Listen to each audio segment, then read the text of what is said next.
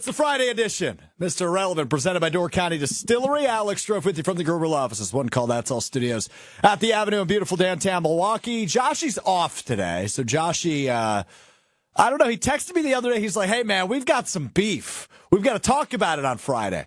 And the dude didn't even show up. So here we are nonetheless. Tiny Hands, producer Tiny Hands, Hunter Vaughn is back at the Everlate Solar Studio in downtown Madison. It is 12:35, so we're a couple minutes late on this Friday. Hunter, I'm going to wear this. I'm not even going to get after you. I think it's completely my fault we're running late. That's on me.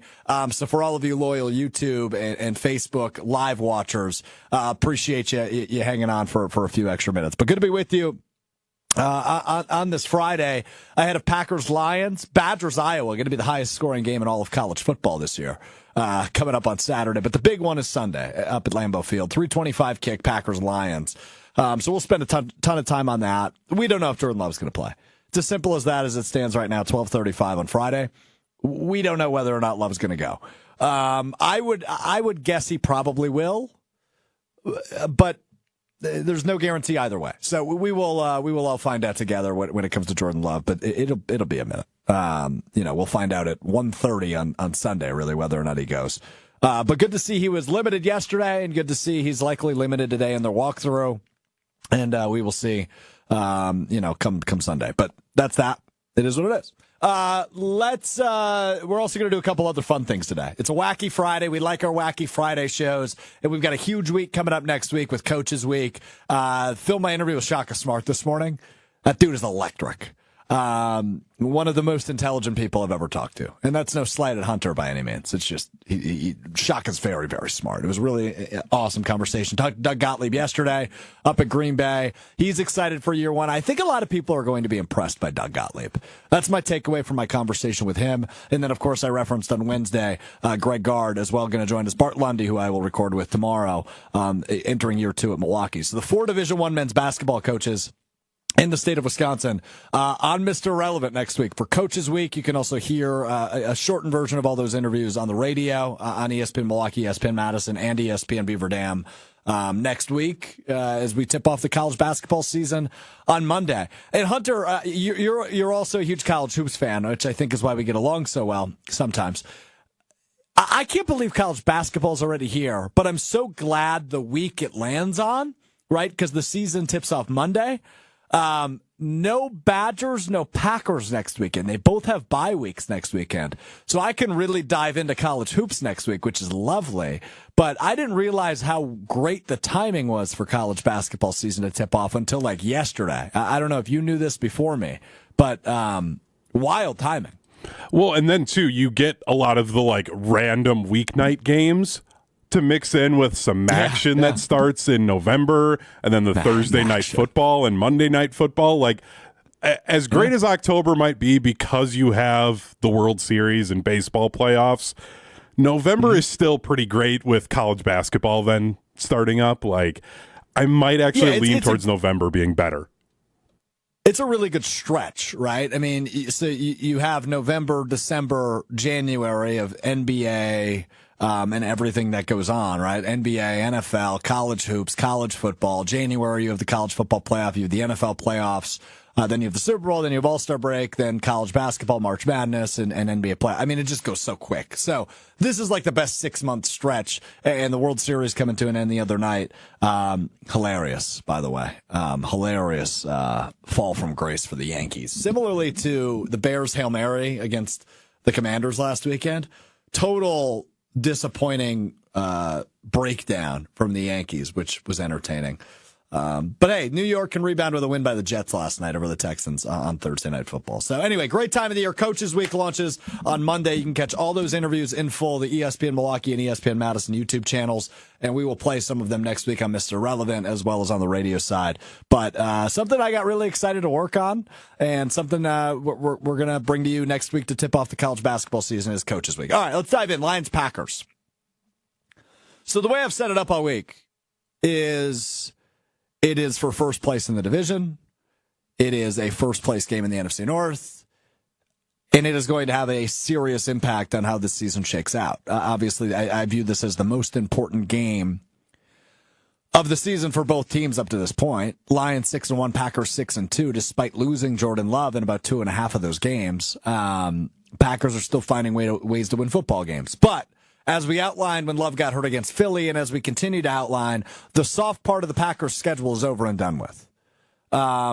It's over and done with, right? We're on to the Lions, the bye week, then it's divisional matchups. You've got the Niners in there. You've got the Dolphins, who will likely be healthy on Thanksgiving. You've got a bunch of really big ball games coming up the second half of the season, which starts this weekend. But I don't want to overreact when I say this is the biggest game of the season, right? I don't want to say, hey, this will dictate the winner of the NFC North, which, of course, is partially true, but a lot can happen in the second half of the season. I give credit to Jason Wilde yesterday on Weekly Wilde for calming me down, right? Because I think initially when this week kicked off, I was so amped up, and I still am for this matchup. But I don't know if it's going to be as big of a toll as we maybe think now, as it will on the way the playoff seeding shakes out and ultimately the NFC North shakes out. If the Lions are 7-1 and the Packers are 6-3, clearly you got some work to do. But you have another crack at them if you lose. And I'm not trying to make excuses. I'm not trying to make anybody calm down, if Malik Willis goes in this game. We need to understand that this is not the end-all, be-all of the season, because the NFL season is 17 games. It's not just, these couple or this weekend, right? This doesn't dictate the entirety of your season. But it's a huge game. It's a ginormous game for confidence. It's a measuring stick game for the Packers on both sides of the football. Where do you stand against the best of the best? There is a path for the Packers to win if either quarterback plays. I think we talked about this a little bit on Wednesday. I may have said this on the Homer Hour, which I was filling in for on Wednesday. There are pretty clear things you have to do in order to beat the Lions, no matter who plays quarterback. It's going to be harder if Malik Willis is your starter, no doubt about it, because he's limited in this offense compared to what Jordan Love is. That's both in terms of skill set, but also just knowledge of how the offense operates. If Jordan Love plays, you feel better about your chances, but you still have to do a lot of good things. Jordan Love has thrown a lot of interceptions this year. It just hasn't broke the Packers' back yet. If Jordan Love throws 2 interceptions against Detroit on Sunday, they're going to lose that game. You can't turn the ball over. That's what Tennessee did last week. They turned the ball over early, but they also did it often. 4 turnovers for Tennessee against the Lions, and Detroit turns around and puts up 52 points. That's clearly problematic when you're playing a team with as potent of an offense as Detroit has, but also as stable of a defense as they have. The question I've heard KBN, Kyle Brust, and Nortman ask, everybody they talked to this week, Rob Domofsky, Mark Tauscher, Jason Wilde, etc., how many points do the Packers need to score? So, Hunter, I actually want to ask you that question before I give my answer. How many points do the Packers need to score in order to win against the Detroit Lions, who, by the way, have put up 40 or more in 3 of the last 4 weeks? Oh, man. I think they've got to get north of, I want to say 35. And that's with a good defensive effort. That's high. Yeah. That's high. I mean, it's probably in the ballpark because Detroit can put up numbers, and the Packers' defense has been solid. And if McKinney picks off Goff and you get an extra opportunity, my number's a little bit lower, but it's in the right ballpark. I think the number's 31. I think if they score 4 touchdowns and a field goal, they win the game. Yeah, if Malik Willis is the quarterback, I just feel like you need to maximize every single possession because I just think you're going to see him stall out against that defense at times. And to ask the defense then for the Packers to have to be able to stop Detroit multiple times because, you might go through a stretch in the third quarter where, okay, you got 3 drives, you're punting it, it's 3 and out, the offense hasn't figured it out, and then to have to try and make stops to hold the game close, you're going to have to get touchdowns on all of your other drives, basically. That's just where I feel like this team is at if Malik Willis is there because of how good Detroit is. I still think they can win it. Yeah. But you've got to maximize every single drive. You can't be settling for 100%. Field goals. No, I'm with you, right? 1 or 2 maybe, but after that, no, you got to get 7. I think it's as simple as if Malik Willis plays, it's do what he's done, right? Minimize turnovers, dominate time of possession. long, sustained drives, to your point, that end in 7, not 3. And I think that can go ahead and, I think that's how you win the game. I think this is going to be a really entertaining football game. I think it's going to be high scoring. I think it's going to be competitive. I think it's going to be tight no matter who plays quarterback. Of course, I think Detroit is the better team right now. But that said, I don't want to be playing my best football in October. I guess it's November now, November 1st today. I don't want to be playing my best football yet. After the bye, yeah, you want to start, easing up and easing into playing your best football, but the Packers have not played their best football yet. I think you can say the Lions have. Now, that's not to say it's. I don't think 40 points a game is sustainable, but I think playing as well as they have is sustainable, sure. But I might start making the case that the Lions are peaking at the wrong time. Dan Campbell, as we talked a little bit about on Wednesday, he's a good head coach, but he made too many mental errors, coaching mistakes in the second half of last season, and then obviously in the NFC Championship game against the Niners, leaving the door open that Kyle Shanahan metaphorically kicked down. So I'm not saying Detroit has played their best football. I'm just saying they may have played their best football. Hopefully that's not the case on Sunday as the Packers host the Lions. We'll talk more about this game with our Underdog pick segment coming up in a little bit. But the Jordan Love segment on this show is this. I don't know. You don't know. Matt LaFleur probably. I don't even know that Jordan Love knows whether or not he's going to play. I would like him to. I've landed on. I would like him to. And I understand the risk. We do not want the groin injury, which could be short-term, turn into long-term. But with the bye coming up, you've got 2 weeks to essentially get healthy. And that's going to be important for a lot of guys, right? Evan Williams might not go this weekend. He's been a huge part of that defense. So, it's a big one. Lions favored by 2.5. Mad City Brew chimes in with an interesting point. Detroit has played 4 games in a row on turf. We will see how Detroit's offense is on grass, and Goff will be different playing outside. Yeah, that's a good point. I think Detroit only plays 2 games all year outside, I think I saw. And this is one of them. And the other one I think already happened. I think the rest of their games the remainder of the season are in domes, which is good for them, but bad to come to Lambeau on a rainy, gross day. It's going to rain a lot, so Josh Jacobs, come on. By the way, Chris Brooks, who played at the end of that game on Sunday against Jacksonville, I want to see more reps out of him. Because if Malik Willis goes, you're going to be grounded and pounded, and I think you're going to do it either way, even if Love plays, with the conditions and his health and the point I just made, long sustained drives, time of possession, got to win it. Chris Brooks, I'd like to see some more action out of him. I thought he had a really nice game last weekend against Jacksonville. Good in pass protection and kind of an angry runner, which I like. Go ahead, Hunter. Just as a little bit of a fact check for the grass stuff, looking at their schedule. So, obviously playing at Lambeau on grass. Then they will be the Texans technically, I think, still play on grass at NRG. Because then that's their next game. They're at Houston.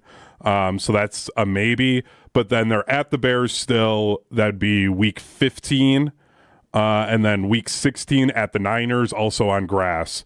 For their remaining schedule. Otherwise, during the season, so far at least, they played at the Cardinals, which is grass, and that would be it. So, yeah, not many games on actual grass. Yeah. Yep. 3 of them, and 2 of them in warm climates. Yes. So Houston and San Francisco, right? So, yeah, this is probably the coldest game they'll play in the regular season, which is wild. That Bears game will get... That Bears game will be colder. Oh, true. I miss Chicago. Sorry. Yeah, that's December 22nd. I would be shocked if December 22nd at Chicago is warmer. Oh, wait a minute. I'm hearing Hunter say the Bears are going to beat the Lions on December 22nd. That's what you're saying, right? No. They'll come on, be a hero. Call your shot. Be a hero. No. I really like this Detroit team. I think they are really good. And you said that you're worried that they're playing their best. I don't think that it's they're peaking too soon. I just think this is how good they are. And look, dude, I am not biased to my fandom. I think you might be right. They are that good. So we'll see. We'll see, man. We will see. All right, we got to do this. We got to take a break. When we come back, we're going to look at some tiers in the NFL, which will be fun. We haven't done that since before the season. And Hunter produced the hell out of this, man. He gave it a little twist. So we will tier all 32 NFL teams coming up next. We will also look at our underdog picks. And like I said, we're going to throw a little curveball at you. For the first time in a year, Maddie Hayes, our social media extraordinaire, will join us to throw 5 random questions at me. I haven't screened them. I don't know if they're sports. I don't know if they're non-sports. That's all coming up here in a bit. But first, got to tell you about my friends at Door County Distillery, locally produced, handcrafted, and award-winning spirits made locally in beautiful Door County. I've said it 100 times. You've heard me say it 100 times, and I ain't done yet. Winter football season is whiskey season for me. I love the Door County Distillery bourbon. And I also really like, but I drink more bourbon than I do whiskey. 20 or normal whiskey, but they're single malt whiskey. 27-time gold medal award winner. It's absolutely delicious. You can drink it on the rocks. You can mix it up, whatever you prefer. It's really, really good. You got to try it. And then they also make a rye whiskey. But if whiskey's not your thing, maybe it's their gin, that classic green bottle. Maybe it's their vodka, classic blue bottle, or the cherry vodka made with Door County cherries. Also have a cherry brandy with Door County cherries. They've got gins, they've got rums, they've got vodkas, they've got whiskeys, they've got everything you need to elevate your tailgate, your party, whatever you've got going on. Or maybe you just got to elevate the downstairs bar. Do it with Door County Distillery. Elevate it. The Door County Distillery and DoorCountyDistillery.com. All right, tiers list coming up next. It's Mr. Irrelevant. I'm Alex Strouf. Happy spooky season. What's the best drink this October? My friends at Door County Distillery are going to teach me how to make it. Fall in a glass. It's the apple butter bourbon fizz from Door County Distillery. All you got to do is scoop apple butter into a cocktail shaker, take 2.5 ounces of your bourbon, shake that, strain that, and then fill the rest of the cup with ginger beer. And if you like to, which I like to, dash a little cinnamon on top of that. Boom, shakalaka, you've got the apple butter bourbon fizz from Door County Distillery. Cheers, the apple butter bourbon fizz. I'm not going to say it 5 times fast enough. There's like a apple cider taste to it. Apple cider vibes, yeah. That's like corn maze for adults drink. Is what that tastes like. Check out their website with a huge list of unique cocktail recipes at DoorCountyDistillery.com. That's DoorCountyDistillery.com. Yeah, DoorCountyDistillery.com is the website. All right, so we've done this a few times in the show's history. I think we did one sometime during training camp. I think it was before preseason games began, though. I took all 32 NFL teams. I threw them in 5 categories. Now, this time around, we are not using contender playoff team. Nah, no boring-ass titles for our tiers. In honor of our absent second producer / co-host / whatever his title is, Joshie DiMaggio, every Wednesday on the show we do one word, and Joshie has a long list now of words I cannot use when we do one word. But that does not apply to the tier list. Well done by Hunter here. These are the 5 categories we are putting NFL teams in today. The top one, sexy. One of the banned words from one word. Second one, anybody? Frisky. The middle one, middle of the pack, intriguing. And then the bottom 2, meh and bad. All 5 of those words are banned from one word. We're using them today to talk about the NFL in a grander scheme of things here as we enter week 9, right around the midpoint of the NFL season. Hunter, any thoughts, comments, concerns, or questions for me before we get into this? No, just waiting for the message from Josh when he sees this and is annoyed with the two of us. Because this is what happens when he leaves. He will be. Yeah, we inmates running the asylum, brother. It's what we love to see here on a Friday afternoon. We're having some fun today, man. It's a fun irrelevant. All right, let's get into this thing. We will start with the Cincinnati Bengals, who I will put right smack dab in the middle. They're heating up. They're intriguing. I'm not ready to go frisky yet, but I think they're going to make the playoffs, so maybe I should go frisky. But, man, that division's so good. Pittsburgh's good. They're well coached, obviously, by one of the best in the league, Mike Tomlin. Baltimore is probably a top 4 favorite for the Super Bowl, if not top 3. Maybe if not top 2 for the Super Bowl right now in Baltimore. So they have a tough path and a tough schedule, but they are playing really good football all of a sudden after starting 0-3. So I'm not ready to call them frisky, but I will call them intriguing.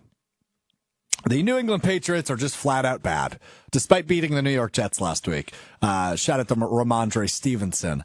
They're just not going far. They're fine. Meh. Even worse than meh. They're bad.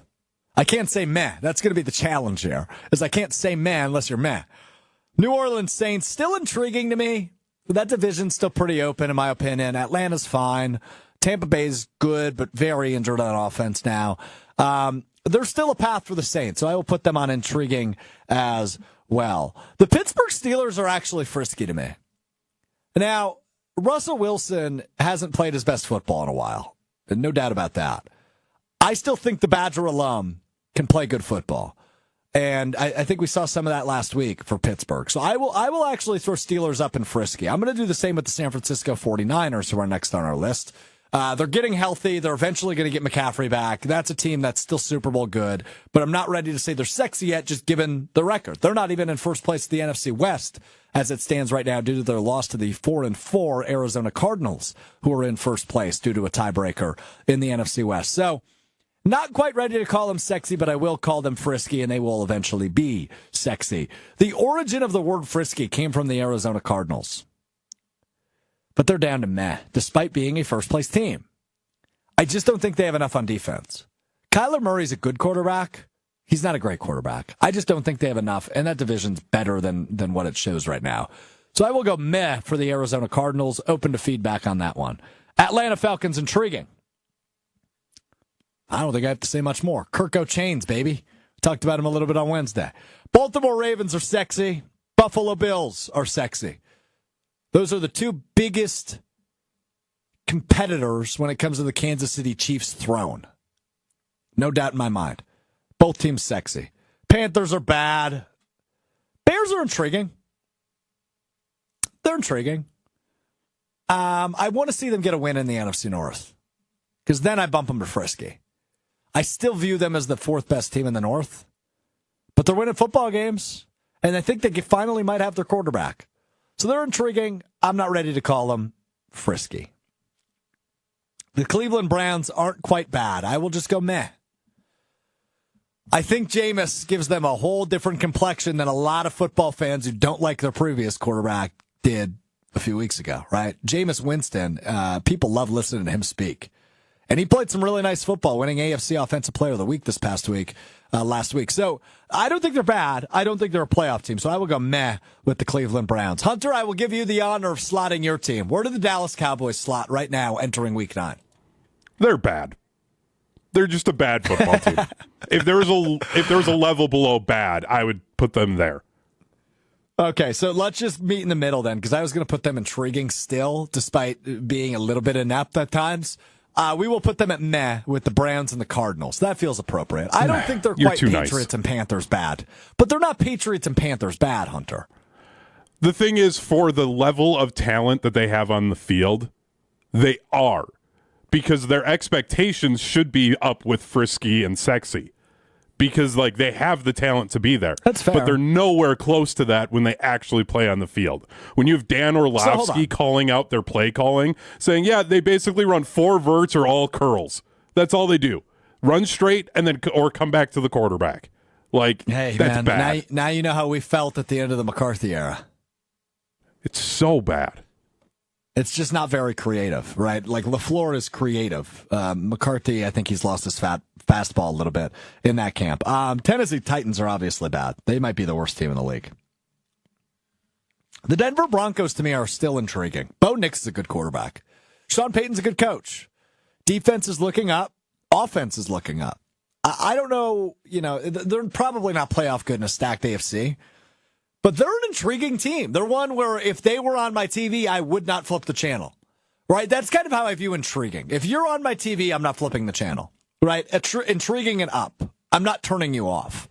When I look at the teams in man bad, I'm turning the television off. If the Panthers, Patriots, Titans are playing, I'm turning it off. Cardinals are probably the one exception. I would keep them on because I think Kyler Murray's fun to watch. And maybe the Cowboys an exception there too.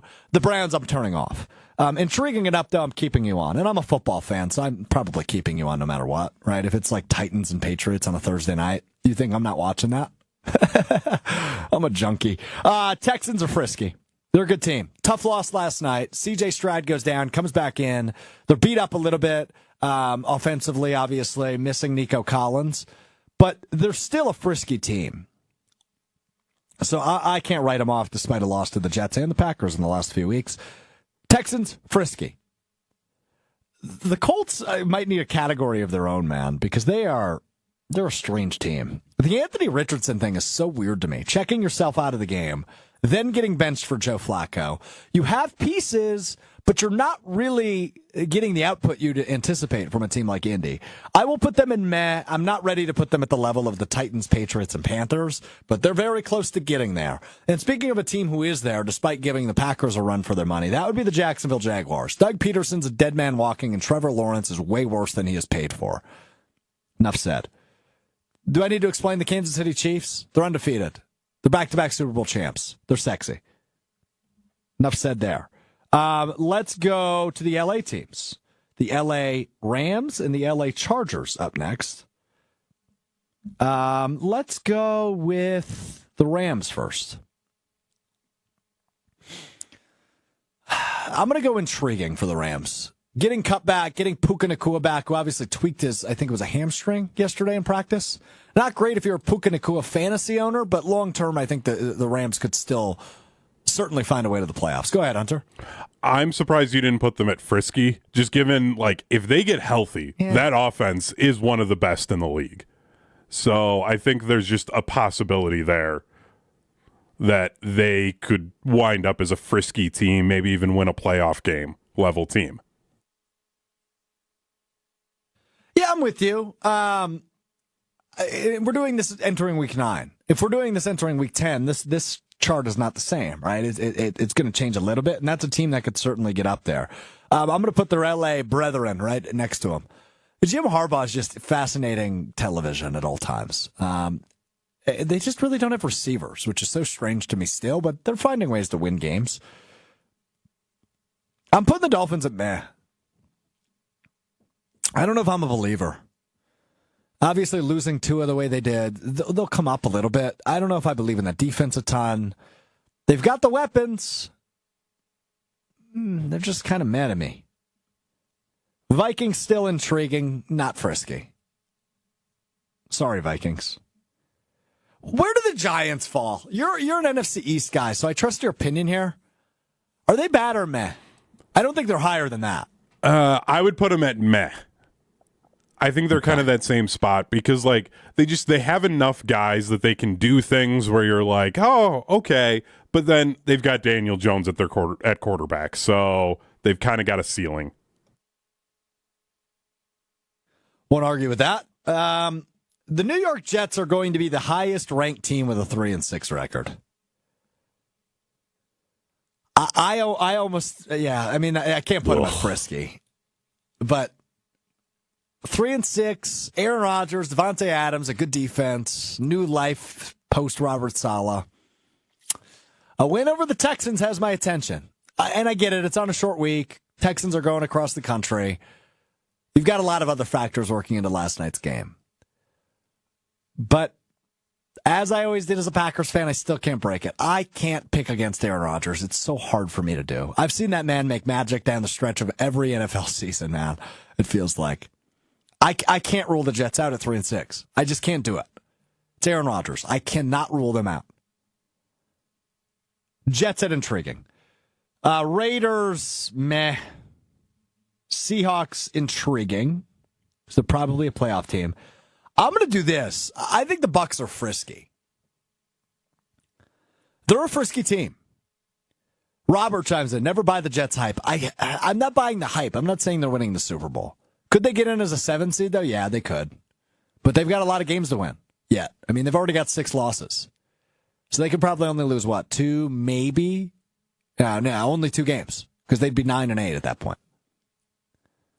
It might be Aaron Rodgers, but it is the Jets. Great point by Robert. Flat Smack chiming in with a contradictory point to Robert. Relax, RELAX. Jets will run the table. Tell me if you've heard that one before. Just swap out Jets for Packers, right? Yeah, you're totally right, Flat Smack. So, I don't know. I'm intrigued by them. They probably can't lose more than 2 games. In fact, they can't lose more than 2 games down the remainder of the season.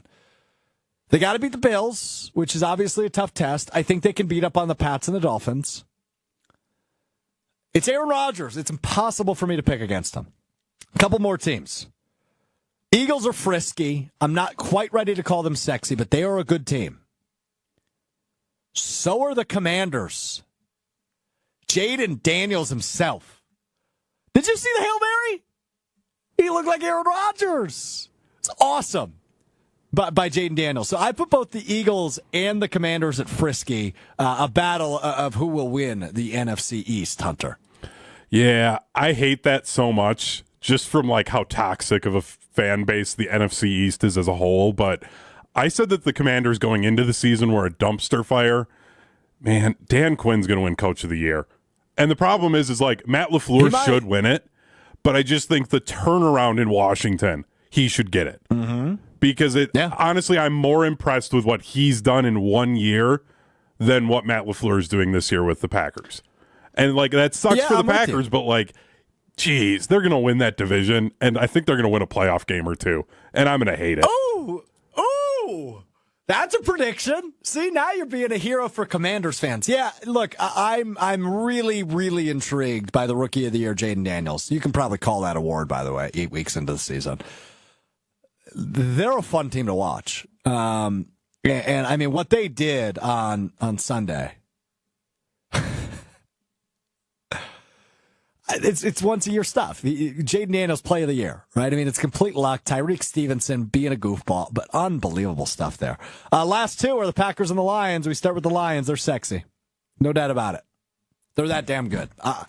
I actually think when you look at the sexy column on your screen, if you're not watching and listening on the podcast side, the top layer sexy is in order: Lions, Chiefs, Ravens, Bills. That's how I'd power rank the top 4 teams in the NFL. I know the Lions aren't undefeated, and I know the Chiefs are. I think the Lions are the best team in the NFL. I think the Packers are just a grade below them. I still think the Packers are frisky because they haven't played their best football yet. But this is fluid. This can change. This is how I have it slotted now. 5 teams in sexy: Lions, Chiefs, Ravens, Bills. 7 teams in frisky. In the NFC: Packers, Niners, Bucks, Commanders, Eagles. 2 AFC teams: Texans, Steelers. Intriguing of note, Bears are an intriguing. Both the LA teams are intriguing. Vikings are an intriguing. So your entire NFC North is up there. 7 teams in meh of note: the Raiders, the Giants, the Cardinals, the Browns, and the Cowboys. And then in bad, just 4 teams: Jags, Titans, Patriots, and Panthers. They are all your 32 teams in the NFL. I don't think I missed one. So there you go. That's how I have that suited right now. So there you go. There you go. Hunter, any big takeaways or any big disagreements you have with me? No, I like having the Packers there in that frisky area because, like, if this was a couple of weeks ago, I think I'd put them up at sexy because they were so healthy. But now all of a sudden, health has started to kind of pop in for them, and it's unfortunate. But, like, if you don't 100% know where things are at, because I don't think we've really talked about the fact that, like, I know they haven't said it yet, but groin stuff can kind of last a while. Like, yeah, Jordan Love might be good enough to go and play, but like he may not be as mobile as he always is, even 4 weeks from now, if he's still like playing on that because he's like, I got to be out there, I got to go, and it isn't fully recovered. And like he may not hurt it again, but it's just he's not going to be the same guy, maybe. No, so I tend to agree. However, the 2 big points that we need to remember are, number one, the scans came back way better than they expected, which is why he could go this week. Yep. The other part of that is the bye week, right? He has pretty much a 2 weeks to do whatever he needs to do, which is, heal up, obviously, get treatment, whatever he needs. And that's a lot of time, in my opinion, right? Like, the bye week, and Jason Wilde said this to me the other day, and it stuck with me because it's very true. I feel like as NFL fans, we oftentimes go, hey, the bye week's coming at the perfect time, unless you have like a week 4 bye, which always sucks for everybody. But a week 10 bye is actually perfect. And the Packers are starting to get a little beat up. That injury report's getting long. So this is actually coming at a very good time for the Packers. And as I pointed out multiple times recently, yes, Jordan Love has not played his best football. No doubt about it. But if history repeats itself, which great American orator J. Cole once said, Jordan Love was the best quarterback in football the second half of last season. Coming off of the bye, a lot of divisional games. Could he be that guy again? We certainly hope so. So there you go. There's your tier rankings entering week 9 in the NFL. If you're watching along, let me know what you agree with, what you disagree with, what I got wrong, what you would change. Do a top 10 power ranking from your chart from BBJ. We could do that. I'm doing it off the cuff. I'd go 1 Lions, 2 Chiefs, 3 Ravens, 4 Bills, 5 Packers. This is where it gets difficult because I don't have the records in front of me either, right? I might be disrespecting some teams that have a better record than I know.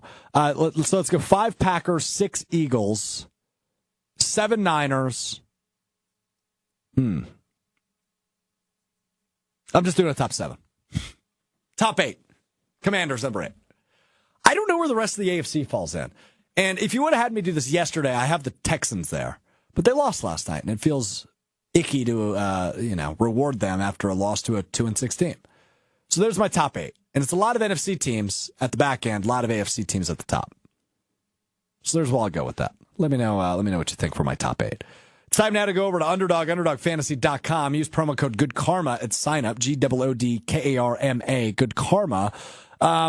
Look, we've been rolling, man, on the Underdog app and UnderdogFantasy.com. We've been winning. Last night, if you flexed it, you won. I did not. Xavier Hutchinson did not do as well as me and Joshy thought he would do. He had 0 catches. We thought he would have at least 2. But Devontae Adams got in the end zone, and it was higher on Tank Dell's yardage. So if you flexed it, you won 2 times your money last night on Underdog if you followed our picks from Wednesday.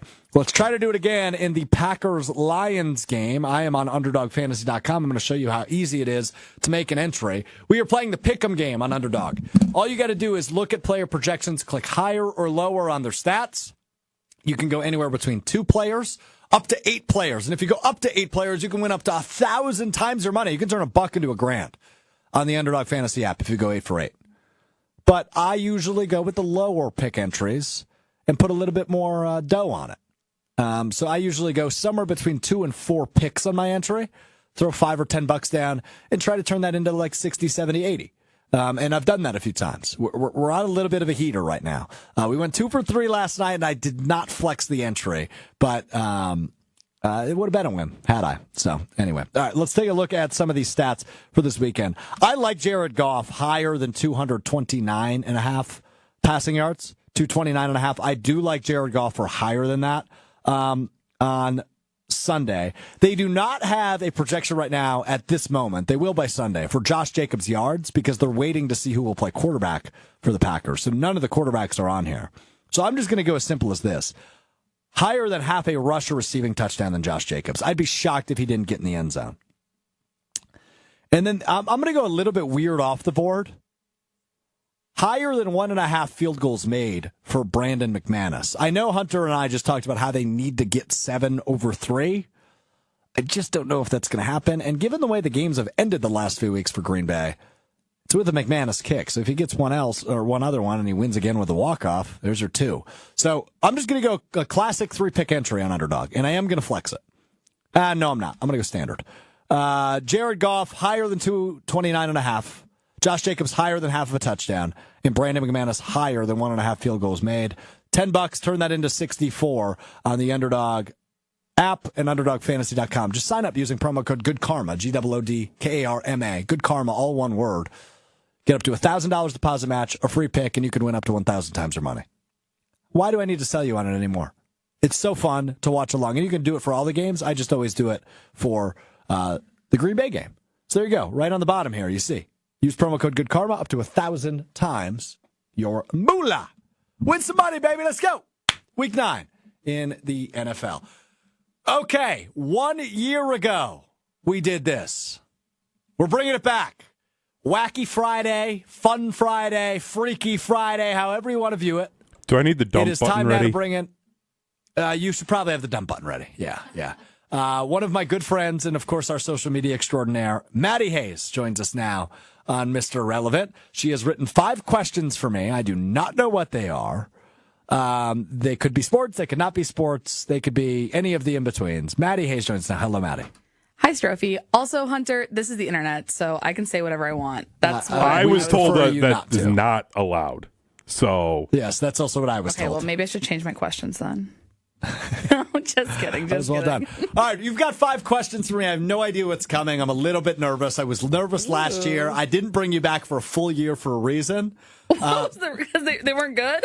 No, it was because I'm scared to put a microphone in front of your face. You are a little bit of a loose cannon. And I mean that as a compliment. The YouTube listeners are in for a treat, though. All right, here we go. Before this gets taken down. Question 1, go ahead. Question 1. The Milwaukee Bucks had another loss last night to the Memphis Grizzlies. Yeah, 1-4. Yeah, 1-4. They lost 122 to 99. Mm-hmm. They play the Cavs tomorrow at home. Should the Bucks never have fired Bud? A question I asked myself a lot last night. Yeah, it's a good question. Does Mike Budenholzer give you the best chance to win? Look, I still think it was the right decision. But does he give you a better chance to win than maybe Doc Rivers does? I think the answer is probably yes. Keep an eye on the Phoenix Suns this year. What do you think about Griff? Right now, Griff had a better record last year than Doc does now. Well, right. I mean, you mean overall, or you mean at 1-4? I mean, 1-4 is a really bad start. Yeah. I think a change of scenery was necessary for Bud and the Bucks. So I don't regret necessarily the firing, but obviously he won you a title. He did some really great things, and the leash was maybe shorter than it should have been. But I still think Doc Rivers will give you a good chance to win. This is just a team that can't shoot the 3-ball.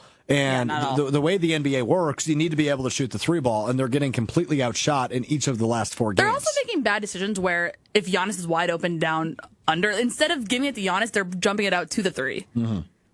So, I mean, Giannis keeps saying they don't have an identity, and I could buy that. Hey, Robert chiming in and saying, Maddie, I've got your answer. Getting rid of Drew Holiday is what killed that team the most. I agree with that. That's a good take. I mean, you miss that defensive presence from a guy that could definitely win Defensive Player of the Year and is always all defense. And look, he was a good floor general. Damian Lillard gives you a completely new look offensively, a new identity, but you lose that identity defensively. And that's what Bucks fans were worried about last year when that move was made. But I still think Dame and Giannis can find a way to mesh and be championship level good. So I'm not ready to give up. I'm not ready to hit the panic button at 1-4. But this has got to turn around. It's got to turn around quick. Yeah, to me, it seems like there's a lot of role players, or there's a lot of stars and not a lot of role players. Yeah, good question for question 1. This is good. All right, number 2. There's a lot of bad teams in the NFL right now. Any bad team that you're secretly rooting for? You know, we were watching the Jets last night. I'm a Browns fan. Any bad team that you're kind of rooting for? Okay, so I just did the tiers, so this helps. The teams I have in the bad category are only the Jags, Titans, Patriots, and Panthers. I can't say I'm particularly rooting for any of them. But in the meh category, the one that does stand out, I think Hunter's going to know my answer here. And I don't even think they're bad. I just have them at meh. They're 500. They're 4-4. Does that count as bad? They're also technically winning their division. Is this the Bucks you're going to say? No, I was going to say the Cardinals.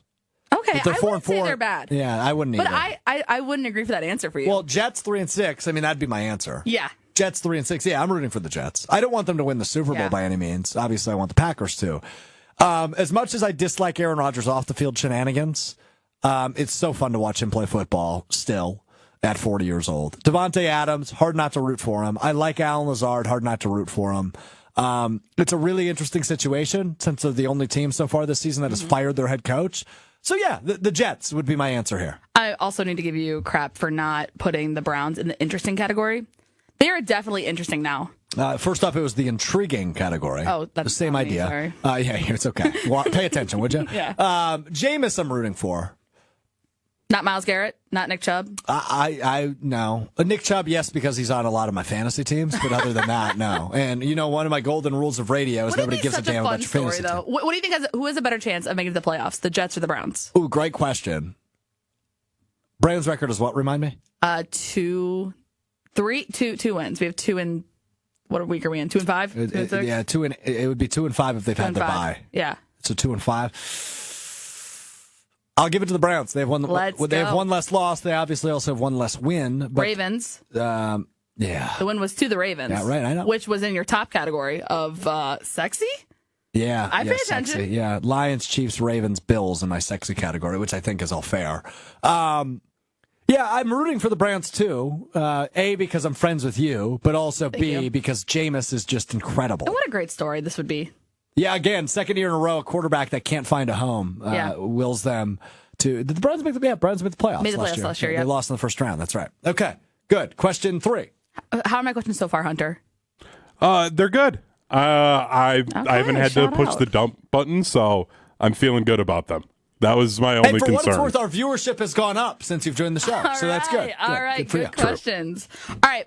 I've seen a lot of debate on the internet this week. Who has the better fan base, the Lions or the Packers? Is this even a debate? Who has a better fan base? No, It's not a debate. it's the Green Bay Packers. I don't the Packers have However- a 30-year-long wait list However, to get tickets. Yes, you're right. The answer is the Packers. But if we reframed the question, right? Who is it better to be a fan of? Packers. Overall, yes. But right now? Lions have sucked until Right. recent years. But think about the hell they've been through. And I think this is why this is a question. Mm-hmm. Because they've been loyal and they've stuck by the Lions side, similarly to you have with the Browns, right? Yeah. They're a very loyal fan base. But the better fan base is the Packers. I mean, the Packers have the most backer bars in the world. Yep.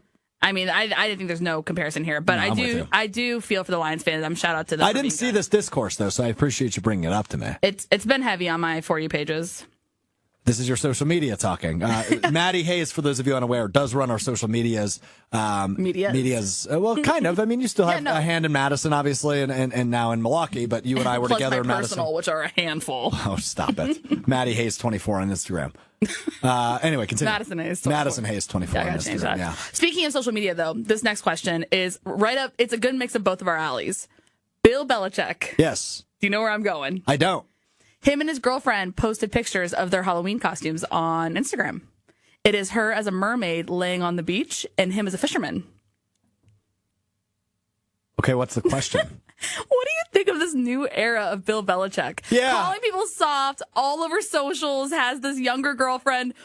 Who is Bill Belichick? Bill Belichick is not New England Bill Belichick. That is the answer. It's a great point. He like his media era has been really fun. You know, he's doing a show on Sirius XM. He's with ESPN.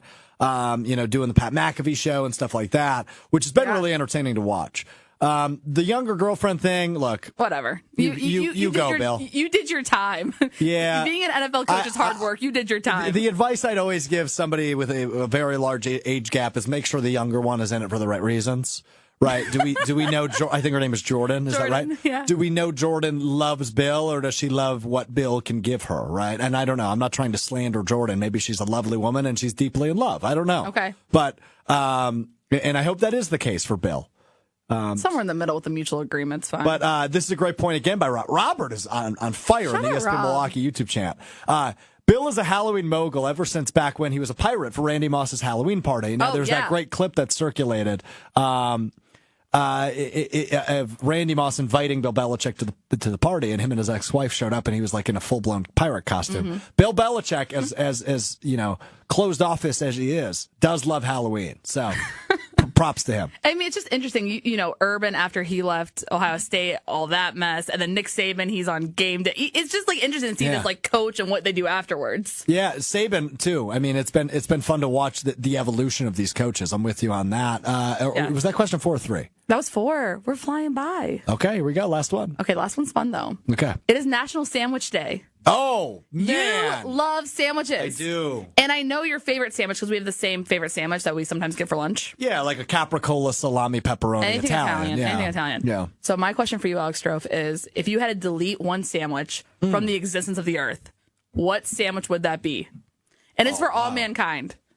Wow. Oh wow. Wait, so Okay. like that means they can't rediscover it? Because like somebody's going to have this, the idea. This is gone forever. So that means I mean, I that have type to of take bread care. and meat are just gone forever. Okay. If they try to make Not this, the type of if bread, they try 'cause to I'm make not- this combination, it disappears. Yeah, I'm not going to go with the bread thing. It's Hunter, I just- wanna hear yours I don't still. think this thing belongs on bread. Is going to be my take. I know it's gonna be tuna. No, I like tuna sandwiches, I see sandwiches. and I like egg salad. So it's nothing that Okay, people I'm interested often now. dislike. It's been a fad recently. It feels like teriyaki chicken. Put it on rice. Don't put it on bread.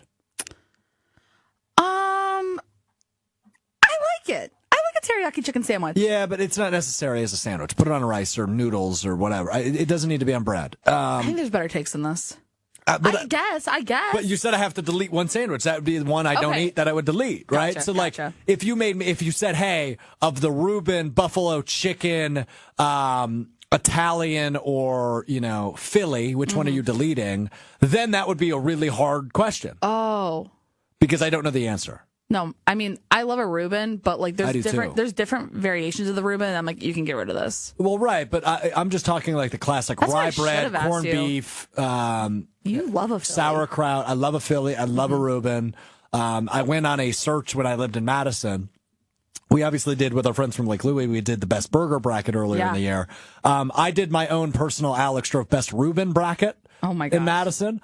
And you know what? I like this bar, so I'm going to give him free pub. Cooper's Pub on the Square in Madison.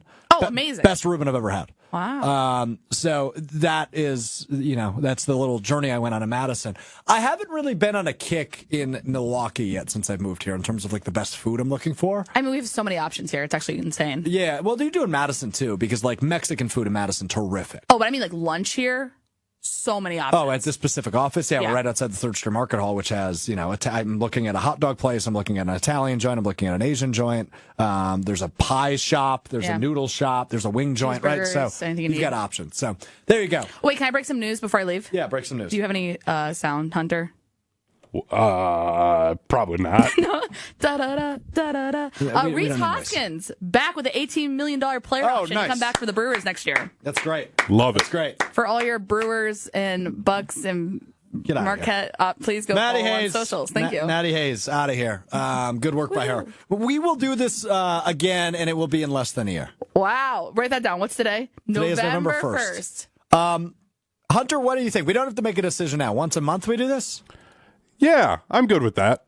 Wow. I'm good with Sure what Hunter was gonna say. I'm good with a 5-question Friday. Yeah. 5-question Friday. Replace the Russo I Friday. think- yeah, R.I.P. He R.I.P. was on Russo. last week, but he's not dead. He's alive and well. He's He dead to literally was us. on the show 7 days ago. No, once again, I say he was on the show literally 7 days Yeah, ago. Hunter, I agree. Yeah, but He's I dead wasn't to producing, us. so he's dead to me. He left the state. Don't even think about him. Yeah. ESPN West Palm, Russo and Rizzo, Colin Russo we're referring to, formerly of ESPN Madison. All right, thank you, Maddie. Last thing we need to get to is what we learned, which I learned this from head coach Greg Gard, who, of course, will be part of our Coaches Week coming up next week on ESPN Wisconsin as we tip off the college basketball season. Hunter has not watched or heard this clip yet, so I want to play it, and I want to get Hunter's reaction to this because I was really impressed with the conversation I had with Greg Gard. For a guy that could probably sit down and complain, given the turnover his roster had. He lost 8 guys to the transfer portal, and he lost Tyler Wall to graduation. That's essentially his entire roster outside of John Blackwell, Max Klesmit, and Stephen Crowell gone, right? And there's a few other guys that are back. But in terms of the key pieces, those are the only 3 he is back. When you look at how consistent turnover has been and how the evolution of college basketball happens, right? The new look Big Ten is the root of what Greg Gard, you're about to hear him say, this is the direction Greg Gard thinks college basketball may be going. Take a listen to Greg Gard from Coaches Week, which will be released Monday. I'm almost a proponent, Alex, I think with where college athletics, specifically at the Power 5 level, is going, we need to just play 34 conference games. Go play. There's 18 of us play, 17 of them twice. There's 34. And I know coaches get into, I need to have, some build-up games. Ask Andy Reid where his easy game is, or Matt LaFleur. Ask him which one of those 17 are easy. There aren't any. So I think when we're really looking at what we're trying to accomplish from a financial standpoint and a bottom line with revenue sharing and everything, why not tee up 34 of them and play? The Lakers don't play the Sioux Falls Skyforce. No, they do not. So I see that's where we're going. Really good stuff there from Greg Gard. We had about a 25-minute conversation, which you can watch beginning Monday morning on the ESPN Milwaukee, ESPN Madison YouTube channels. We will also be playing the full interviews for you or not the full. We're going to have condensed versions on the radio, ESPN Madison, ESPN Beaver Dam, ESPN Milwaukee on your radio dial. And all 4 interviews in their entirety will be released on the Mr. Irrelevant podcast feed as well. If you're not already subscribed, we do this thing 3 times a week. I'm seeing some new names in the chat today. We do this every Monday, Wednesday, Friday, 12:30 Central to 1:30 Central. And you can find us wherever you get your podcast, Apple Podcasts, Spotify. Search Mr. Irrelevant. It will be your first result that pops up. So I want to go to the other college basketball fan on the panel. That, of course, is Hunter Vaughn, Tiny Hands. You hear Gard say that. You know, with the conference expansion, we should just go to 34 conference games. Ask Andy Reid where his easy game is. And also a good call out of the Sioux Falls Skyforce by Gardo there. But what's your reaction to that, Hunter? This loses all of its mustard given what I'm wearing right now. Sounds like he's afraid of what's coming from Marquette and doesn't want to play him anymore. And that loses all Hunter the Vaughn, mustard. for those of you on the podcast side, Wisconsin loses all the mustard. Wisconsin shirt, Wisconsin hat for Hunter Vaughn right now. Yeah. On the video stream. Because volleyball's playing Nebraska tonight. But yeah, like that's my problem is like you have those rivalries like Kentucky and Louisville in that model wouldn't play because they're not both in the same conference. Like I think you lose some of that from that. So like maybe knock it down to you play 30 and then you still get like 4 non-conference. So it's kind of similar to the way that college football has it right now where you still have a couple of non-conference. But it's probably going to go that way because they want the big matchups. That's what the TV networks are going to want. Like Tausch always says on Wildy and Tausch, entertain me. Those are far more entertaining. Like I'm going to watch Marquette play St. Thomas, but I don't really care until they play the big time games. I don't care. So yeah, I think that's the direction it's gonna go. I think that's well said. So just a final thought. Shaka Smart, I got him to talk about the Wisconsin rivalry. And then at the end he goes, but I'm focused on Stony Brook. And I go, I'm glad I asked you that the week before the season tips off because he gave me like a 3-minute answer on how special that rivalry is.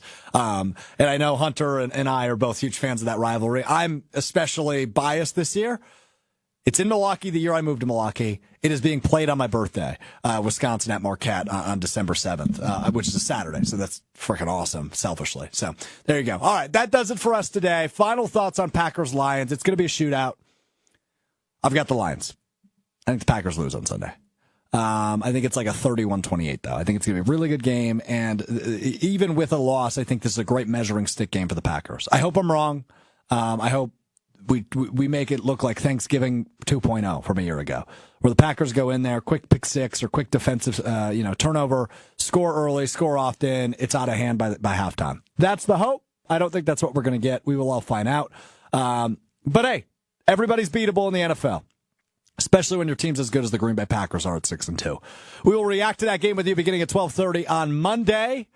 And we will tip off Coaches Week on Monday. Jam-packed show on Monday. Can't wait to do it with you beginning at 12:30 Central. Reminder, you can tune into Green Bay Game Day beginning at noon on Sunday. I'll be live from Green Bay. Super Bowl champ Jarrett Bush, Gabe Neitzel, Jason Wilde, Rob Domofsky, Steve Scafidi all join me throughout as we lead you up to kickoff 3:25 for Packers-Lions. We'll talk to you on Sunday on Green Bay Game Day. We will talk to you once again on Mr. Relevant on Monday.